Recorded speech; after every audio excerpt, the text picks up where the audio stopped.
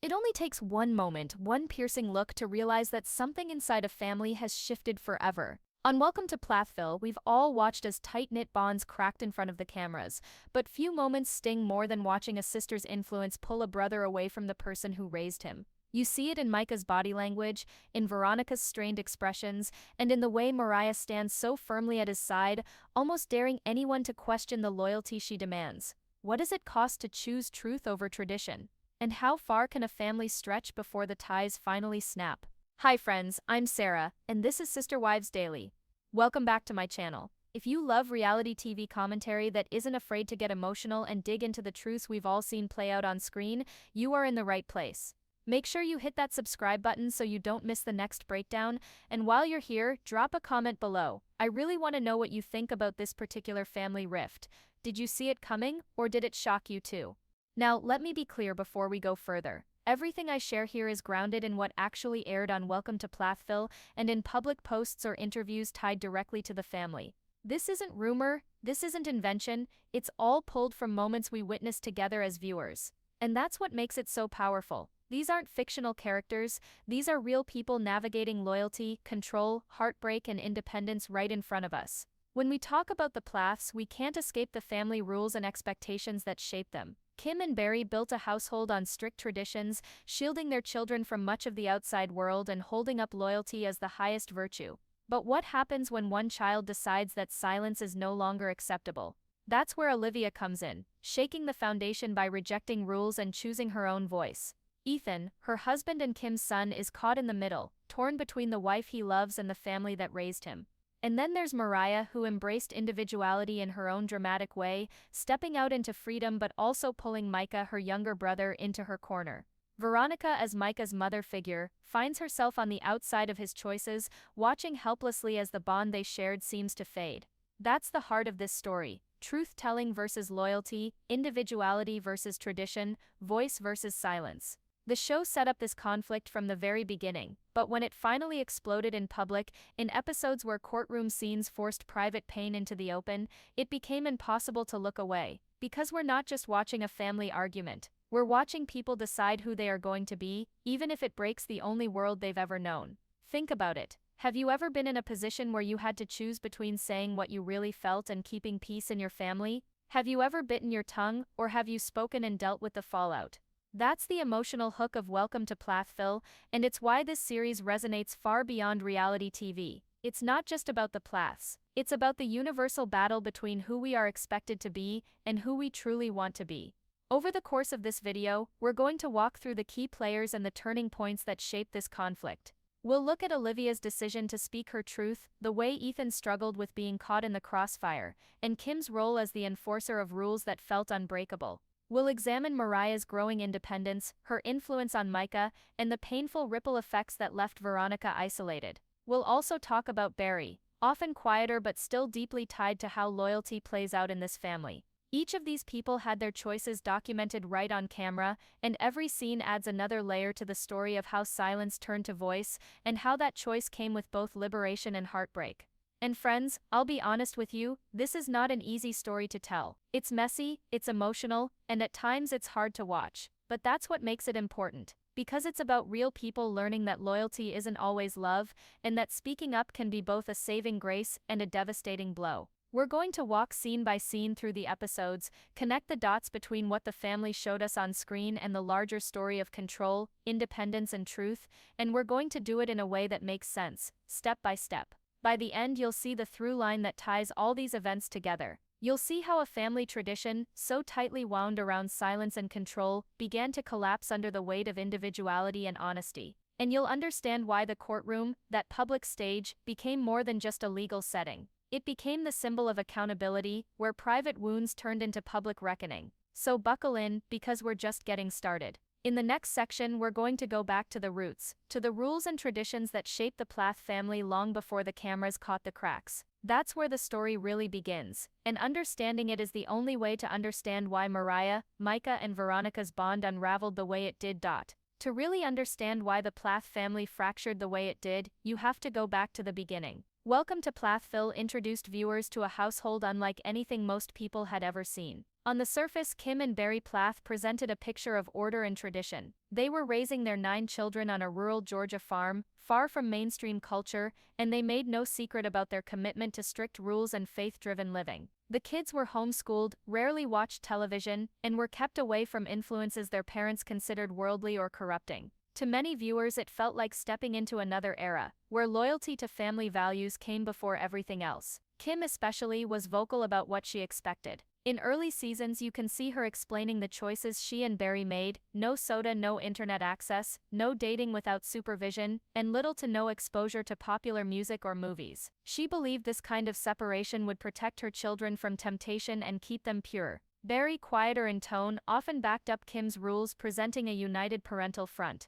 For the Plath children, growing up meant living inside a bubble where outside voices weren't just discouraged, they were almost non-existent. But here's where the dynamic gets complicated. Rules like these weren't just about behavior, they shaped the entire emotional framework of the family. When loyalty is tied to faith, when obedience is framed as love, and when silence is expected as a sign of respect, speaking up doesn't just feel rebellious, it feels like betrayal. That's the environment these kids were raised in, and it explains why choosing honesty later on came with such a steep price. Think about the daily life we saw in those early episodes. Family meals where everyone was expected to pray and participate. Chores that reinforced not just responsibility, but also hired elder siblings guiding younger ones under the watchful eyes of Kim and Barry. The older girls were expected to help with child care and household duties, modeling obedience and support for their mother. The boys, like Ethan and Micah, often worked outdoors, reinforcing traditional gender roles. On camera, it looked like a well-oiled machine, but you could also sense the pressure simmering beneath the surface. One of the most striking examples of control was Kim's stance on relationships. In those early episodes, she was very clear: dating wasn't just frowned upon, it was forbidden without strict parental oversight. Ethan and Olivia's courtship was heavily monitored, with rules about physical boundaries and expectations of constant supervision. Even music was regulated. Kim once explained that contemporary songs, even if they weren't explicit, carried messages she believed would corrupt her kids. So the children grew up singing gospel and folk tunes, with very little exposure to the sounds their peers would have taken for granted. This is why the first cracks in the system were so compelling for viewers. When Moriah began experimenting with clothing, makeup, and music, you could feel the weight of her rebellion. She wasn't just trying on eyeliner, she was rejecting years of silent obedience. When Ethan started quietly questioning his parents' control after marrying Olivia, it wasn't just about marital independence, it was about rewriting the rules of loyalty he had been taught since childhood.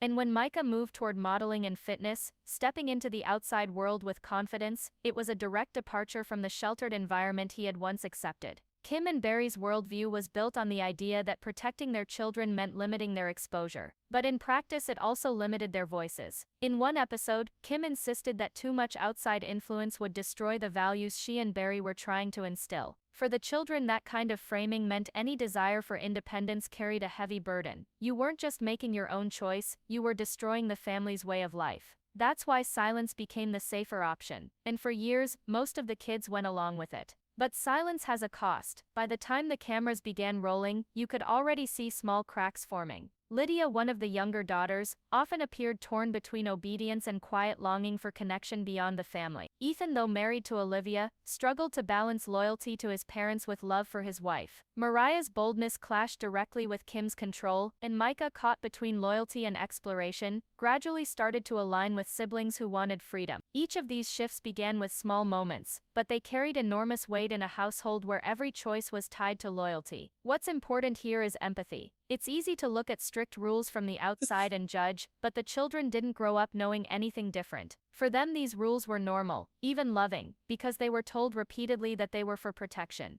When you see Moriah lashing out, or Ethan withdrawing, or Olivia clashing with Kim, you're not just watching drama. You're watching the result of years of conditioning meeting the natural desire for autonomy, and that clash is heartbreaking, because you can see both the love and the pain woven together. Barry's role is worth noting too. On screen, he often appeared more reserved, even gentle compared to Kim. But his quiet agreement with her rules meant he reinforced the system, even if less vocally. For the children, it meant there wasn't a clear alternative within the household. Both parents presented a united front, leaving little space for dissent. When Ethan later expressed frustration that Barry didn't intervene or balance out Kim's control, it underscored how deep that silence went. The early seasons of Welcome to Plathville made it clear this was a family living by a code that left no room for compromise. And while viewers could sense the inevitable conflict brewing, the children themselves were only beginning to test the boundaries. For Moriah, Micah, and eventually Ethan, speaking up meant risking the very foundation of their identity. For Olivia, marrying into the family meant she was immediately at odds with the system.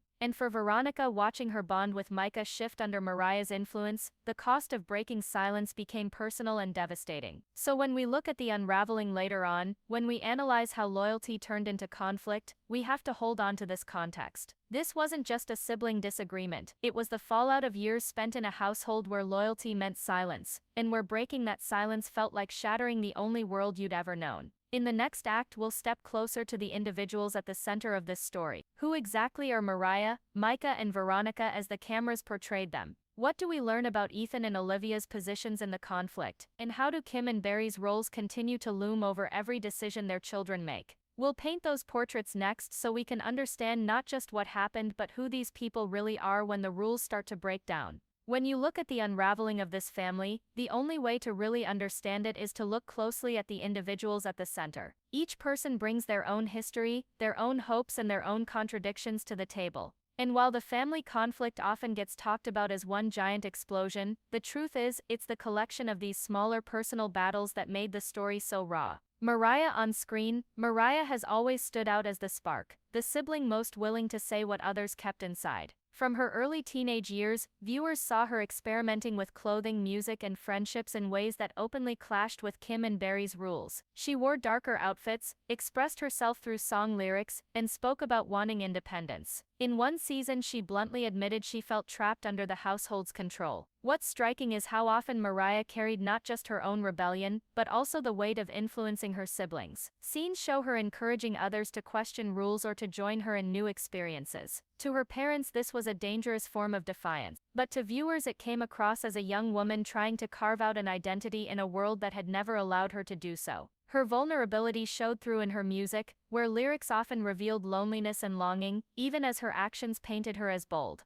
Micah's story unfolded differently. While Moriah's rebellion was emotional and artistic, Micah's was physical and outward. Cameras captured his journey into modeling and fitness, choices that directly conflicted with the conservative values of his upbringing. On screen, he appeared confident, even playful when talking about breaking into the modeling industry. But interviews and behind-the-scenes clips showed that his confidence came with its own struggle, the tension of leaving behind the familiar structure of his family. Micah was often portrayed as the sibling who managed to keep a level of warmth toward his parents while still pursuing independence. That balance wasn't easy. Viewers saw moments where he defended his choices but still expressed hope that his family could accept him. His public statements, aired during later seasons, reinforced this duality. He didn't want to cut ties, but he wasn't willing to give up his freedom either. Veronica's role is different, but just as central. As a parent and presence in the family's orbit, she was portrayed as someone who wanted to bridge gaps rather than widen them. Scenes showed her trying to connect with both Micah and Moriah, even when the conflicts made that difficult. She appeared empathetic, leaning into moments of conversation rather than confrontation.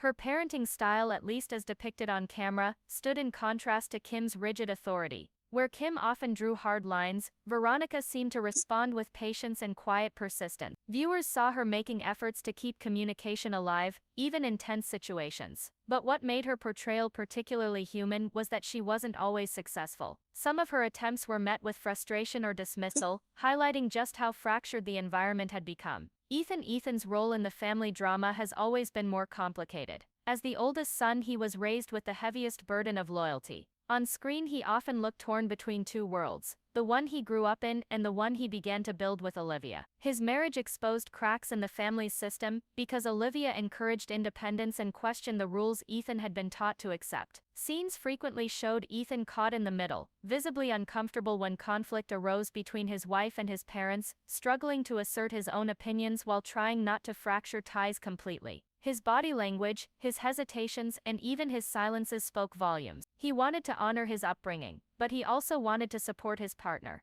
That tug of war made him one of the most relatable and sympathetic figures in the series. Olivia. From the moment she entered the Plath family, Olivia became a lightning rod. On camera she presented as warm, articulate, and unwilling to play by rules she didn't agree with.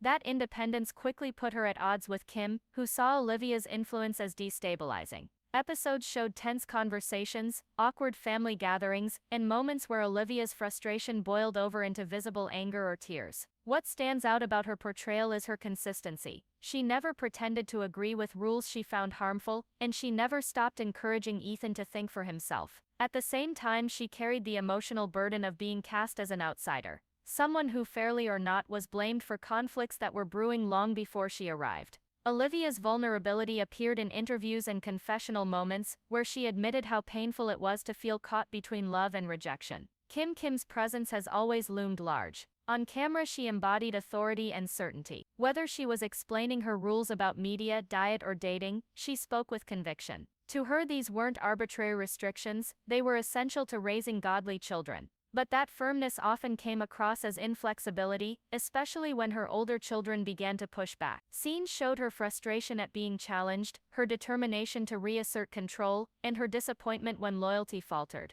What made Kim's portrayal complex was that she genuinely seemed to believe she was protecting her family. Her love was expressed through control, and when that control was rejected, it felt to her like rejection of her love. That tension made her both the central authority figure and, in many ways, the central antagonist of the unfolding story. Barry. In contrast, Barry came across as quieter, even gentle at times. On screen he often deferred to Kim, supporting her rules without raising his voice. That quietness could be read two ways: as calm steadiness or as passive agreement. For the children, Barry's silence meant he didn't challenge Kim's authority, leaving little room for negotiation. Ethan's later frustration with Barry highlighted this dynamic. He wished his father had stepped in, offered balance, or given him a different model of leadership. Still, Barry's presence wasn't harsh or dominating. Instead, he seemed to embody the quieter side of the family's belief system: obedience as a virtue, silence as strength. His role, though less dramatic on screen, carried deep consequences for the way his children experienced family loyalty. Taken together, the first real cracks in the Plath family story didn't happen in one loud explosion. They started quietly, almost like hairline fractures that you don't notice until suddenly the whole thing threatens to split apart. Viewers who had been watching from the beginning could feel it, though. The tone shifted. Conversations that once seemed calm started to carry tension. Little choices, what to wear, where to go, who to spend time with, turned into signals of defiance or loyalty. And in those moments, you could see Micah and Moriah slowly step away from the path their parents had drawn, with Veronica caught in the middle, often struggling to keep that bridge open. One of the earliest on-camera signs came in a family gathering where Moriah's clothing was front and center. She walked in wearing something bold, something clearly outside the family's strict dress code. The camera cut to Kim, whose face showed that mixture of disapproval and disappointment she wore so often when the rules weren't followed. Moriah didn't apologize. She didn't shrink back. She carried herself with that stubborn confidence, even if you could tell her heart was pounding. That was more than a style choice, it was a declaration, and what mattered most wasn't just her rebellion, but how Micah noticed. For the first time, he didn't join in with the disapproval. He looked at her almost with curiosity, like he was considering the possibility of taking a similar stand. Not long after, Micah's modeling career became a new fault line. On screen, he began to show photos from his first shoots, his excitement mixed with nervous laughter. This was miles away from the farm chores and quiet family nights the Plaths had shown in earlier episodes. Kim's reaction was sharp. She questioned the morality, the modesty, the values behind that kind of work. But Micah didn't back down. Instead, the camera caught Moriah smiling at him, clearly proud that her brother was stepping out in his own way. It was subtle, but in that smile, you could see the beginnings of an alliance, a younger sister supporting a brother who had decided to step out of line. Veronica's reaction in these moments was softer. While Kim drew lines and Barry quietly supported them, Veronica's on-screen presence leaned toward understanding. She didn't lash out or push hard. Instead, she tried to ask questions, to keep talking. In the episodes, you could almost see her weighing her words, trying to balance loyalty to the family with empathy for the kids who were leaving the fold. But even her patience couldn't erase the tension. For Micah and Moriah, every step forward felt like a step away from Veronica too, no matter how much she tried to hold them close. Another turning point came when Olivia and Ethan's marriage began to spark conflict in family gatherings. Scenes showed Olivia encouraging both Micah and Moriah to question the rules, to see that they weren't the only way to live. In one dinner conversation, Olivia's calm but firm voice contrasted sharply with Kim's authoritative tone. Ethan sat stiff, caught between them, but what viewers noticed most was how Micah leaned toward Olivia's perspective. Moriah already had, and with those two siblings aligning with Olivia, Veronica's place became even more difficult. She didn't openly fight Olivia, but her attempts to encourage balance came across as powerless. A memorable scene captured this growing division when the siblings were asked about dating and relationships.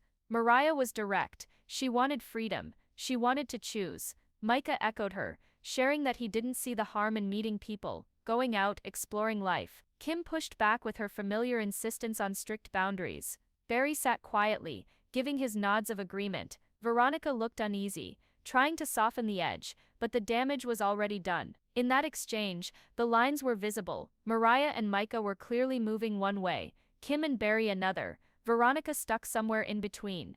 As the seasons progressed, Micah and Moriah began spending more time outside the home. Viewers saw shots of them with friends, trying new experiences, even laughing in ways that felt freer. Their energy on camera looked different compared to the younger siblings still at home. Veronica's on-screen attempts to connect often came in the form of check-ins, conversations about how they were doing, whether they were staying grounded. But those talks often ended with visible frustration. Moriah especially would shut down or get defensive. The message was clear: she didn't want to be pulled back into control, even from someone who wasn't as strict as Kim.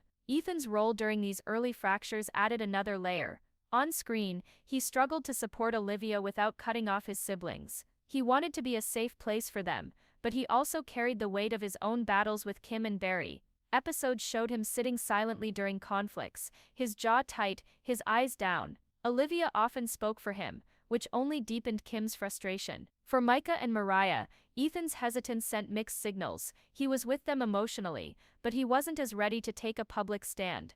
Barry's reaction, though less vocal, was always present. The cameras often caught him in the background, his face calm, his words minimal, but his silence reinforced Kim's authority. When Micah brought up modeling, when Moriah pushed back on dating, when Olivia challenged family rules, Barry rarely stepped in to defend the kids. That silence was a statement in itself. For the siblings, it meant there was no middle ground in their parents' house. You either followed the rules, or you didn't. And for Veronica, it left her without a partner to balance her gentler approach. The emotional weight of these fractures showed most clearly in how the siblings carried themselves. Moriah's confidence often tipped into visible frustration, her voice rising when she felt dismissed. Micah's calm confidence sometimes slipped, revealing the uncertainty beneath his smile. Veronica's patience showed cracks, her expressions betraying sadness even as she tried to stay composed. And Ethan's silence felt heavier with every passing episode, the cost of his loyalty visible in his withdrawn posture. What made these early moments so powerful wasn't just the rule-breaking itself, it was what those choices represented. Wearing different clothes, pursuing modeling, questioning dating rules, those were symbolic. They weren't just small acts of rebellion, they were public markers of autonomy. And because the Plath family had always equated loyalty with love, these acts weren't seen as neutral choices, they were seen as betrayals. That's why the tension grew so fast, why the fractures couldn't be ignored. By the time viewers pieced these moments together, it was clear that something irreversible was happening. Micah and Moriah weren't just experimenting, they were aligning with each other, stepping out of the family's control, and in the process unintentionally pulling away from Veronica. The family rules had demanded silence and obedience for so long. And now, with each visible choice, those rules were being rewritten right in front of the cameras. Micah quote, "S story is one of the clearest examples of how quiet shifts can build into undeniable change. If you go back to the earliest seasons of Welcome to Plathville, Micah often appeared as the steady one, respectful, reserved, careful about his words. He didn't push boundaries the way Moriah did, and he certainly didn't challenge Kim and Barry in the bold, confrontational way Olivia did. But over time, episode by episode, you can see the edges of his identity start to take shape. And what's striking is how much of that shaping happens in alignment with Moriah's influence, even if it's never directly stated. One of the first noticeable patterns was how Micah reacted whenever Moriah stepped outside of the family's rules. In the beginning, he would stay quiet, sometimes even looking uncomfortable when she openly pushed back, but gradually his silence shifted from discomfort to quiet support. In scenes where Kim criticized Moriah's clothing or music choices, the camera often caught Micah giving her a small nod, or defending her with a soft but steady comment.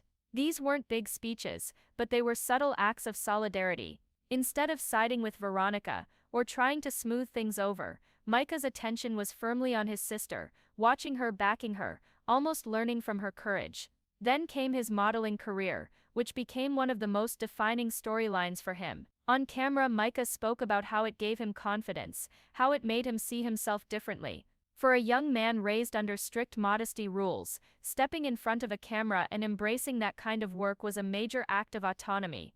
What makes this moment crucial is how much encouragement he drew from Moriah. In episodes where he showed her his photos or talked about new opportunities, her reactions were filled with pride and excitement. That feedback loop mattered. Moriah was the sibling who didn't question or shame him. She was the one cheering him on. And gradually you see him lean more into her kind of independence, using modeling as his own version of her musical rebellion. The distancing from Veronica became clearer around this same time. In earlier episodes, Micah was shown as responsive to her, listening, nodding, showing respect. But once his life started opening up outside the home, his on-screen interactions with her became shorter, less warm. When Veronica asked questions about his choices, or tried to bring him back into family-centered thinking, his responses were polite but firm, almost detached. He wasn't aggressive, but the emotional closeness wasn't the same. Compare that to how open he was with Moriah, and the shift stands out even more. It wasn't about rejecting Veronica entirely, but about choosing where to invest his emotional energy, and increasingly that wasn't in maintaining the bond he once had with her. A key sequence that showed this transformation happened during a group family meal. Moriah voiced frustration about feeling controlled, her words sharp and unapologetic. Kim immediately countered, holding her ground about the importance of rules. In that tense exchange, all eyes turned to Micah. And instead of staying neutral, instead of softening the moment, he quietly sided with Moriah. He expressed that he too wanted the freedom to live differently, that he no longer saw the rules as fitting his life. That was a turning point. For the first time on screen, Micah openly aligned himself with Moriah's push for independence. It wasn't hidden in silence or small gestures, it was spoken aloud, on camera with Kim and Veronica right there. From that moment forward, his choices carried a new kind of consistency. When Moriah pursued her music, Micah was there in support. When she expressed frustration about the family's expectations, he didn't argue, he validated her feelings. When she moved out, he was not far behind. Each decision showed a parallel track, a kind of sibling partnership in building new lives beyond the family's control. Viewers noticed this too, often pointing out in commentary that Micah seemed to be following Moriah's lead, consciously or not. Social media amplified this pattern. In the seasons where cast members' public posts were mentioned or shown, Micah's feed reflected his new lifestyle, fitness, modeling, friendships outside the family bubble. He wasn't hiding it, and he wasn't apologizing. That transparency mirrored the same unapologetic energy that Moriah had carried since her earliest acts of defiance. On camera, when he spoke about his posts or his career, there was no shame in his voice. He was proud, and he looked more like Moriah's teammate than Veronica's son. But transformation always comes with a cost, and in Micah's case, the cost was visible in his strained relationship with Veronica. Scenes that once showed warmth and easy banter gave way to stiff exchanges and subtle distance. Veronica's efforts to connect were met with guarded politeness rather than deep conversation. You could see the pain in her eyes when he brushed off her advice or didn't seek her guidance anymore. That's the human side of this shift. Micah gained freedom, confidence and identity, but he lost the same closeness that once anchored him in the family. At the same time, his transformation also gave him a platform of his own. Instead of being Kim and Barry's son, or Moriah's brother, Micah began to carve out his own space. Modeling opened doors, friendships outside the family gave him new perspectives, and his growing independence marked him as a different kind of Plath sibling. The episodes captured this evolution visually. Brighter clothes, bolder body language, a more relaxed smile. He looked like someone who had stepped out from under a heavy weight, even if he hadn't completely escaped the emotional pull of what he left behind. By tracking these patterns across multiple episodes, the story becomes clear. Micah didn't just wake up one day and decide to choose independence. He moved gradually, step by step, influenced by Moriah's courage, supported by her validation, and drawn toward a life that looked freer than the one his parents had prescribed. The distance from Veronica wasn't about rejecting her love,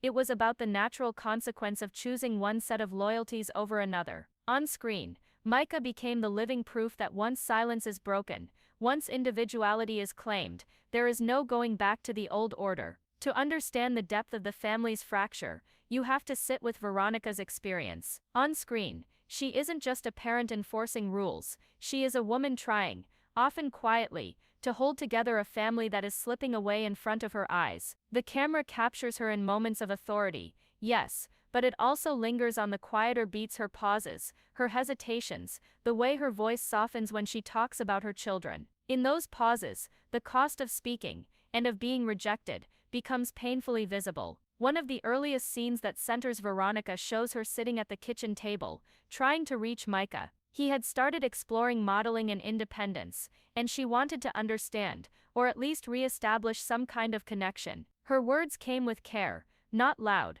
not controlling, but full of worry. Yet Micah's body language said everything. He leaned back, arms crossed, eyes scanning anywhere but his mother's. The gulf between them was visible, a silent wall built not from anger but from distance. Veronica pressed, gently asking if he still felt the family bond. His answer was respectful but short. And when he left the table, the camera didn't follow him. Instead, it stayed on her face. The disappointment, the weight in her eyes. That editorial choice made clear what the show wanted viewers to see: the heartbreak of a parent who is no longer heard. In later episodes, we see Veronica trying again, this time with more urgency. During a family gathering, when Moriah voiced her frustrations loudly, Veronica tried to step in, hoping to mediate. But Micah stood beside Moriah, not beside her. On screen, the rejection wasn't verbal, it was positional. He placed himself on Moriah's side of the argument, his posture open toward his sister, closed off toward his mother. The hurt was in the subtext. Veronica's words carried authority, but her eyes searched for recognition, for some signal that her son still valued her guidance. None came. The silence cut sharper than any argument. The show also gave us moments of Veronica alone, where her mask of control slipped. In one confessional, she admitted how hard it was to watch her children pull away. She used careful language, never lashing out, but her voice cracked slightly when she spoke about losing connection. That crack is important. It revealed the toll of trying to balance her role as a parent with the reality that her children were carving lives that no longer needed her permission. For viewers, those scenes served as a window into the quiet devastation that comes when love isn't enough to bridge the gap between tradition and autonomy. Her attempts to reach Micah in particular carried a different weight. With Moriah there had always been conflict, loud and direct, but with Micah there had once been closeness. Earlier seasons showed them sharing easy conversations,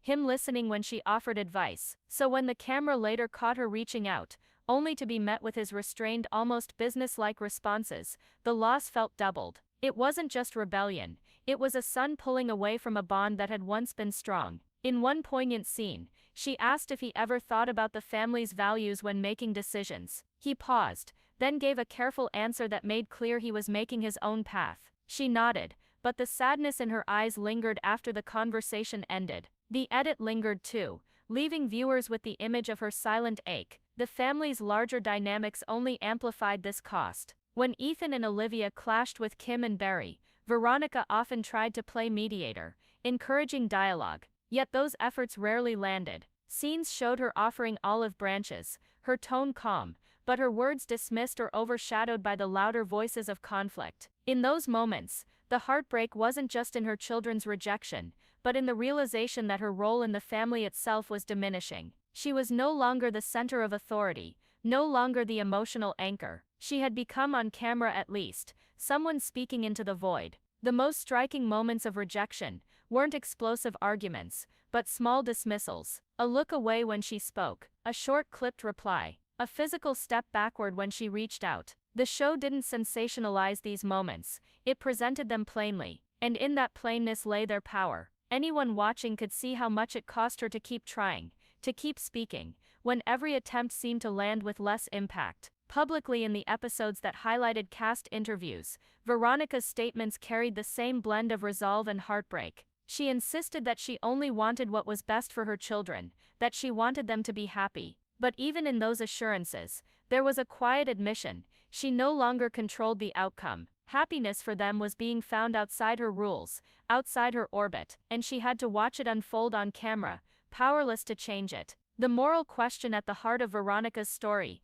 is whether speaking was worth the cost. By voicing her concerns, by continuing to engage, she risked further rejection, and she experienced it repeatedly. Yet silence would have meant abandoning her role entirely, watching her children drift away without even trying to hold them close. On screen, she chose to speak, she chose to try, and each rejection deepened her heartbreak, but also underscored her humanity. By the time the fractures widened into open division, Veronica's position was clear. She was a mother caught in a no-win situation, too strict to be embraced, too loving to let go. Her attempts to reconcile often ended in silence or subtle rebuffs, yet she never stopped trying. The emotional cost of those attempts was written across her face in every scene that showed her alone, every quiet sigh, every glance toward children who no longer looked back with the same warmth. In centering her perspective, the story gains depth. It isn't just about children fighting for autonomy or parents clinging to control. It's about what it means to keep loving out loud, even when love isn't returned in the same way. Veronica's experience on camera reminds us that the fight for individuality doesn't happen in a vacuum. It has an audience, and that audience often includes the very people who feel most left behind. Her heartbreak is the proof. When examining the fractures within the Plath family, it's impossible to separate the children's struggles from the structures Kim and Barry built. The household wasn't simply a backdrop, it was an environment crafted around loyalty, obedience, and a tightly guarded worldview. On camera, both parents alternated between visible authority and quiet withdrawal, and those choices shaped the family's divisions as much as any individual conflict did. Early episodes show Kim as the more vocal enforcer of rules. She articulated boundaries around music, clothing, friendships, and media. Viewers saw her take the lead in conversations about what was right for the family, guiding or redirecting when a child pushed back. Barry, by contrast, often stood in the background, quieter, gentler in tone, but still reinforcing the same framework through consistency. Together, they presented a united front, and the children learned early on that questioning the rules was not just a matter of personal choice, but of family loyalty. As the children grew older and started pushing against these boundaries, the cracks became visible. Kim's on-screen responses often reflected disappointment rather than open anger. In one family meeting, when a child suggested loosening restrictions, Kim's face tightened. She spoke slowly, her voice measured, emphasizing values and tradition. That choice of tone conveyed something deeper than disapproval. It reinforced that questioning the rules was a breach of loyalty. Barry, seated beside her, added few words but nodded in support, modeling quiet alignment rather than independent engagement. In that silence, the lesson was clear. Dissent would be met not with dialogue, but with a wall of unified parental authority. This structure deeply influenced sibling interactions. When Moriah or Micah began asserting independence, younger siblings often looked back to Kim and Barry's cues. The parents' calm but firm responses modeled how loyalty should look: stand together, remain consistent, don't break ranks. On camera, you can see younger siblings hesitate when older ones challenge the rules. Their eyes dart toward Kim or Barry, as though gauging what reaction will be acceptable. That dynamic gave parental authority power even when no words were spoken. The silence, in fact, is just as important as the moments of enforcement. Barry's quiet demeanor often left the impression of neutrality, but his consistency in standing beside Kim communicated alignment. For children like Ethan, who struggled to balance loyalty to his wife Olivia with his place in the family, this unyielding unity from his parents meant there was no middle ground. Any attempt to carve out compromise looked like betrayal from one side or the other.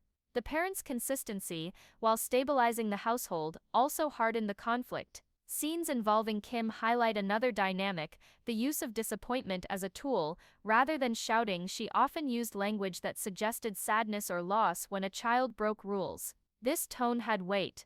For children raised to value parental approval, disappointment carried as much power as discipline. On screen, when Moriah voiced frustration or dressed in ways that clashed with family rules, Kim's reactions, a sigh, a lowered voice, a look of hurt, functioned as subtle reminders that independence came at the cost of hurting the family. That pattern tied personal freedom directly to emotional consequences. Barry's modeling reinforced this by rarely contradicting or questioning Kim in front of the children.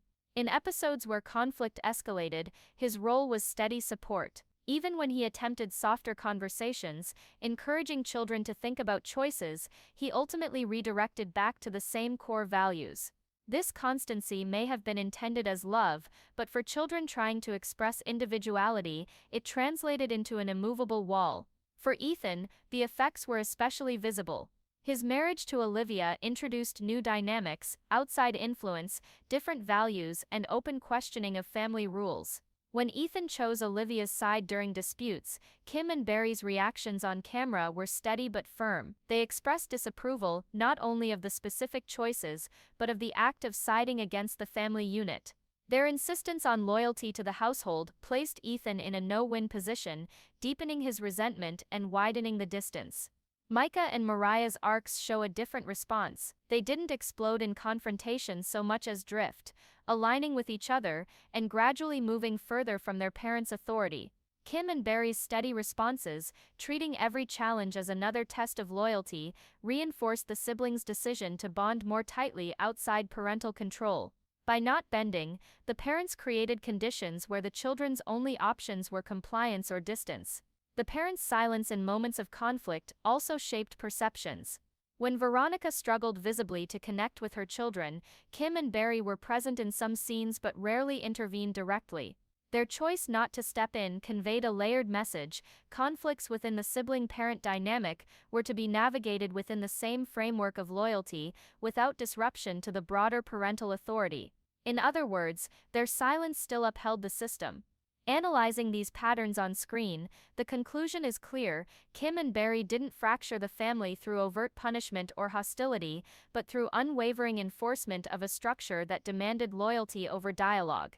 Their model was consistent, their tone calm, but the effect was cumulative. For children seeking autonomy, the lesson was that individuality carried the weight of rejection, not screamed, but quietly felt. By the time divisions were visible on camera, the parents' role was not simply reactive. Their authority, their silences, and their disappointed gazes had already shaped the battlefield. The loyalty-first framework meant that any child stepping away was not just making personal choices, but symbolically leaving the family's embrace. That framing left little room for reconciliation, because to reconcile meant to return, not to renegotiate. In this way, Kim and Barry's presence became both stabilizing and destabilizing. They offered consistency, but the consistency itself left no space for adaptation. And so, in the conflicts that unfolded, viewers could see how their model of unity became the very force that ensured division. By the time the fractures in the Plath family reached the wider world, the conflicts were no longer just private struggles between parent and child, or sibling and sibling. They had become public content, scenes edited, packaged, and aired for millions to see. What once played out around a dinner table was now dissected in living rooms across the country, on social media feeds, and in comment sections. That shift from private tension to public spectacle raised the stakes for everyone involved. Episodes that showed the earliest arguments, the awkward silences, the defiant words, the subtle acts of distancing, were replayed and rewatched by audiences who came to their own conclusions. A glance that might have been fleeting in real life became a moment frozen in time, replayed with captions, gifs, and heated debates. For the family, this meant that every word spoken on camera was no longer just part of a conversation, it became evidence, interpreted and reinterpreted by viewers. When the show first introduced viewers to the Plath's rules and restrictions, the tone was curious, almost observational. The camera lingered on the uniqueness of their household, and audiences responded with fascination, but as the seasons progressed and cracks emerged, the framing shifted. Scenes of Moriah's rebellion or Micah's independence were no longer just moments of growth, they were edited to highlight conflict, tension, and division. And when those episodes aired, fans quickly took to social media to share reactions. Some praised the children for seeking freedom, while others defended the parents' right to hold on to their values. The family's choices were no longer theirs alone, they were public talking points. This exposure changed the cost of truth. For someone like Moriah, speaking openly about her frustrations wasn't just a declaration within her family, it was a broadcast to a national audience. Every time she raised her voice or rolled her eyes on camera, the clip became part of the cultural conversation around the show.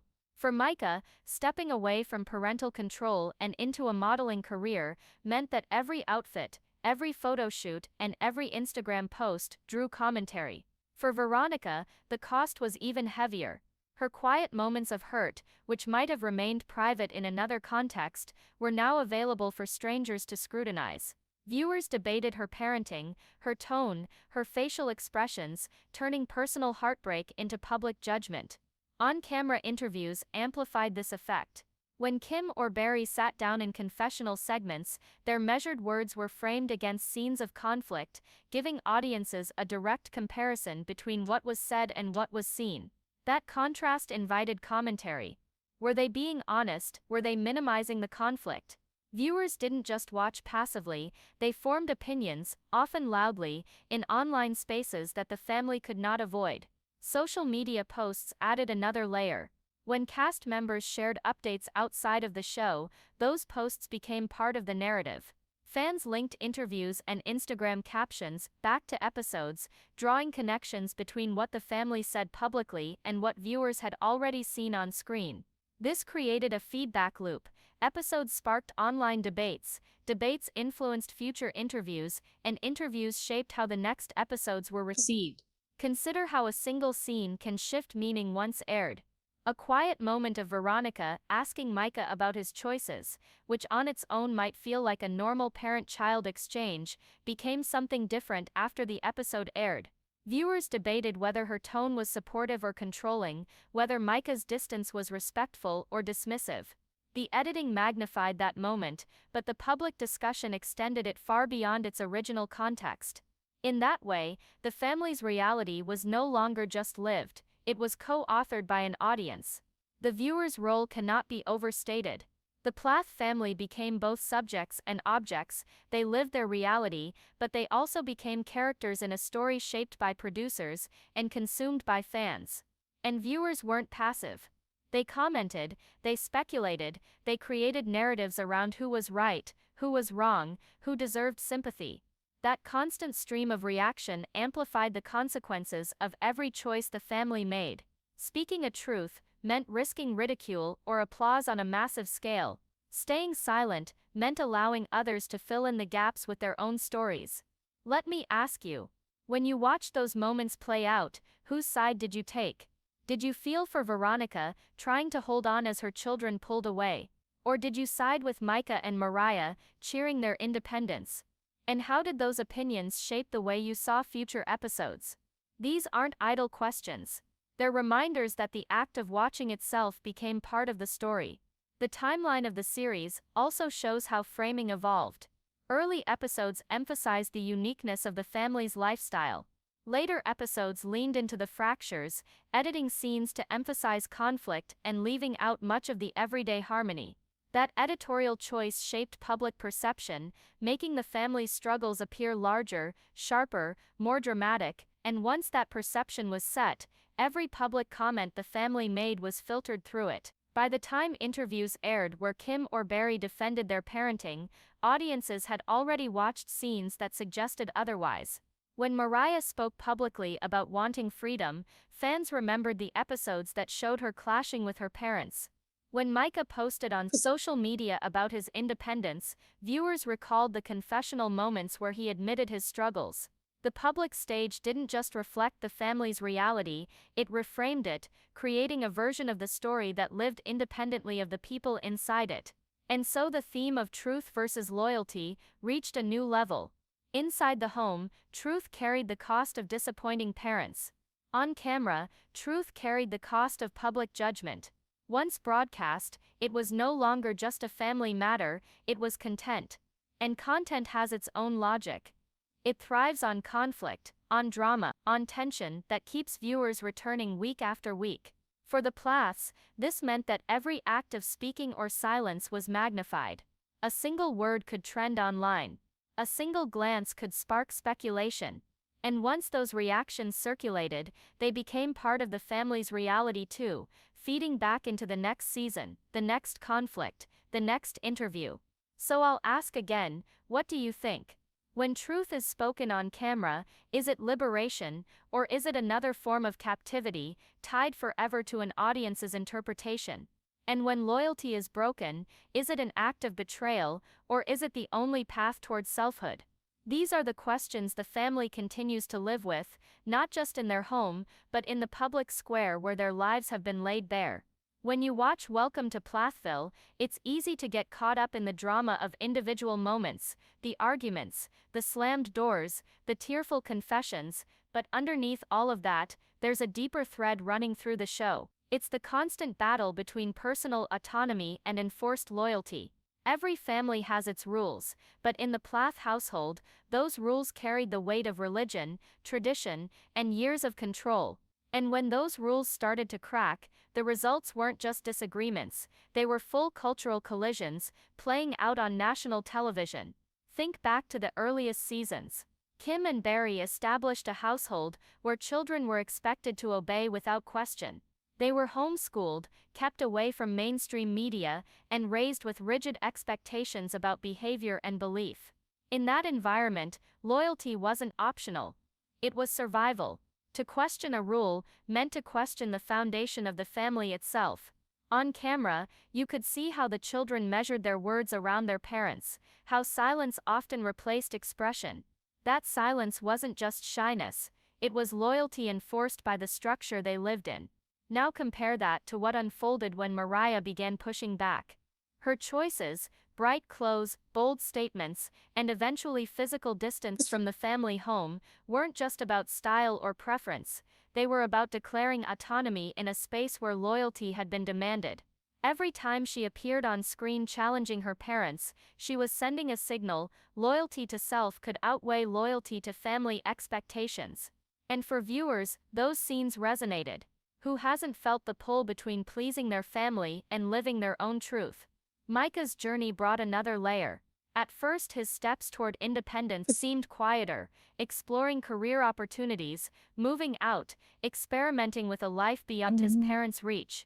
But gradually, his actions aligned with Moriah's defiance, and that alignment looked less like coincidence and more like solidarity. For the family, especially Veronica on screen, this felt like betrayal.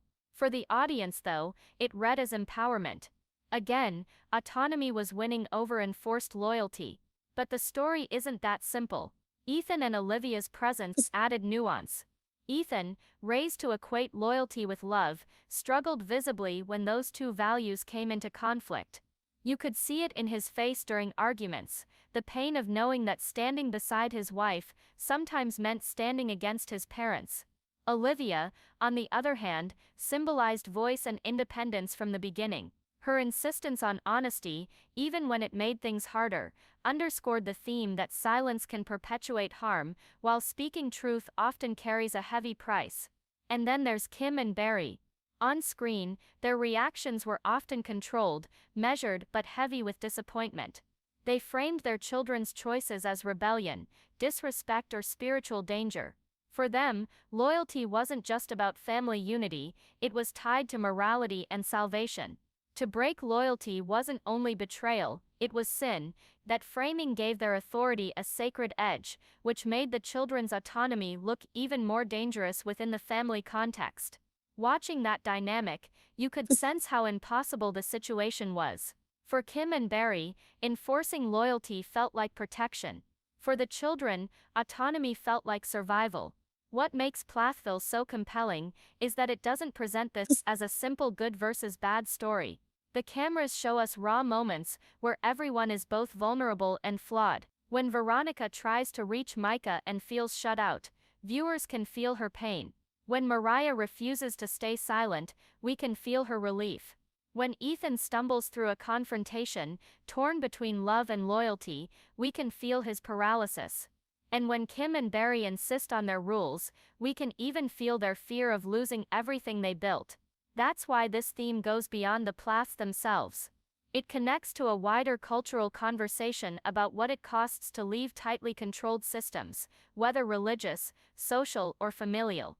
Many viewers see their own stories mirrored in the children's struggles, the fear of being labeled disloyal, the guilt of choosing a different path, the heartbreak of disappointing parents. The show doesn't just entertain, it reflects a question many people wrestle with privately: how much of ourselves do we owe to our family, and how much do we owe to our own future? The long-term consequences, shown on screen, underline this tension. Some siblings moved further away, building independent lives and careers. Others stayed closer, trying to balance family ties with new freedoms. Ethan's marriage to Olivia became a flashpoint, showing how loyalty to a partner could clash with loyalty to parents. Moriah's continued honesty about her pain brought healing for her but also deepened divides. Micah's pursuit of modeling created pride in some viewers and discomfort in others. Each choice carved a different path, and each path carried costs. And those costs weren't hidden. They were broadcast for all to see. That's what makes Plathville unique. The way autonomy and loyalty are not just private struggles, but public performances. Every act of independence was magnified by cameras, and every act of loyalty was judged by an audience. The family wasn't just navigating their own values anymore, they were also navigating the expectations of viewers, producers, and commentators. That double exposure made the stakes even higher. So where does that leave us? Watching these dynamics unfold, we're reminded that autonomy isn't free. It comes with consequences: fractured relationships, lost security, emotional pain. But enforced loyalty isn't free either.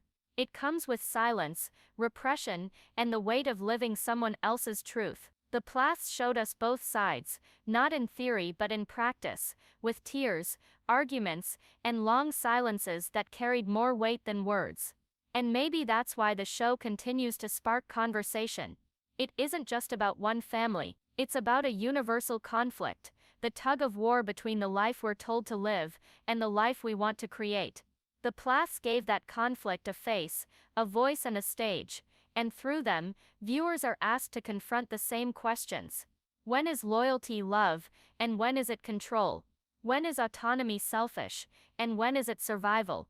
And most of all, what does it truly cost to speak the truth out loud?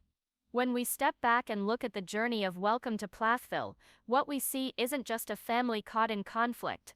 We see a mirror held up to questions every one of us faces, about truth, loyalty, love, and the courage it takes to live authentically. From Olivia's first defiant words, to Moriah's bold independence, to Micah's quiet but steady shift towards solidarity, the story has never really been about rebellion for its own sake. It's been about what happens when silence no longer feels safe, and when the cost of enforced loyalty becomes too heavy to carry. The aftermath of these choices is written all over the show's later seasons. Relationships fray. Old patterns are broken. Trust, once assumed, is now conditional. Some family members retreat into their convictions, while others step into new lives. And while those shifts come with heartbreak, they also bring growth. Watching it unfold, we can't ignore the simple truth: there is no going back to how things once were. The Plath family we met in Season 1 does not exist anymore. What exists now is a family in flux, learning painfully, sometimes clumsily, what it means to redefine love and loyalty on new terms.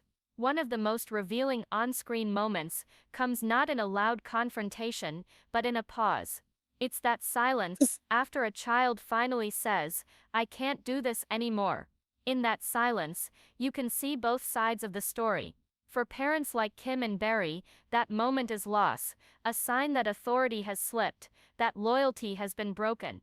For the children, that silence is relief, a space finally opened up where honesty can live. And for viewers, it's haunting, because it asks us to think about our own silences. Where in our lives have we stayed quiet to keep the peace? And at what cost? That's why this story resonates far beyond reality TV. It isn't just about a single family in Georgia. It's about cultural patterns that many of us know too well. Strict expectations, religious or social rules, the fear of disappointing those we love most. Watching Moriah step out in her bright clothes, watching Ethan hesitate between Olivia and his parents, watching Micah choose independence over compliance. Those aren't just TV moments. They're examples of courage and conflict we recognize in ourselves, even if the circumstances look different. So what should we take away from the Plathville story? First, that loyalty without choice isn't loyalty at all. It's control. Second, that autonomy comes at a price, but it's a price worth paying when the alternative is silence and repression.